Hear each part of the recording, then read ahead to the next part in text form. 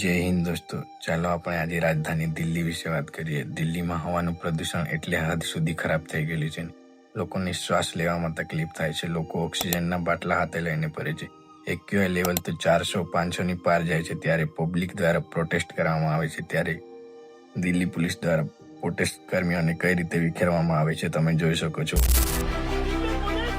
हम लोगों को अपने शहर में प्रदूषण के खिलाफ प्रोटेस्ट करने के लिए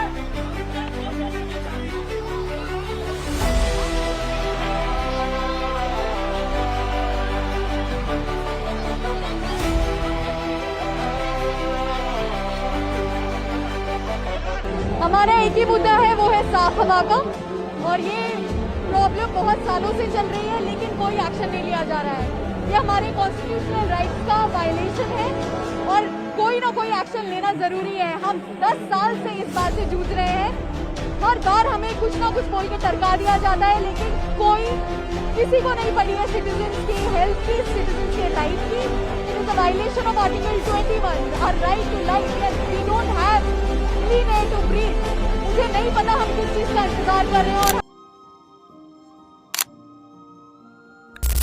और આપણે જીવન જરૂરિયાત હવાનું પ્રદૂષણ રોકવા પ્રોટેસ્ટ નહીં કરીએ તો આપણું ભણવાનો જ વ્યર્થ છે. જો હવાનું પ્રદૂષણ અટકાવવામાં નહીં આવે તો આવનારી જનરેશનને બહુ મોટો ખતરો થવાની સંભાવના છે. મારી સરકારને વિનંતી છે કે હવાનું પ્રદૂષણ અટકાવવા માટે કડકમાં કડક કાયદાની વ્યવસ્થા કરે આવી માંગણી છે. पीने लायक पानी नहीं है और सांस लेने लायक हवा नहीं है। हम कैसे नया भारत बना सकते हैं? मतलब जब हमारे बच्चे सुरक्षित नहीं रहेंगे, जो कि कल यही भारत का भविष्य बनने वाले हैं। रोटी कपड़ा मकान हम कमा लेंगे, आप हमें साफ हवा साफ पानी दे दो। મારે 140 કરોડ દેશવાસીઓને કહેવું છે કે આ ખાલી સરકારનો મુદ્દો નહીં, આપણે સૌ સાથે મળીને પ્રદૂષણ મુક્ત ભારત બનાવવાનું રહેશે. વિડીયો સારો લાગી ગયો તો લાઈક અને સબસ્ક્રાઈબ કરજો.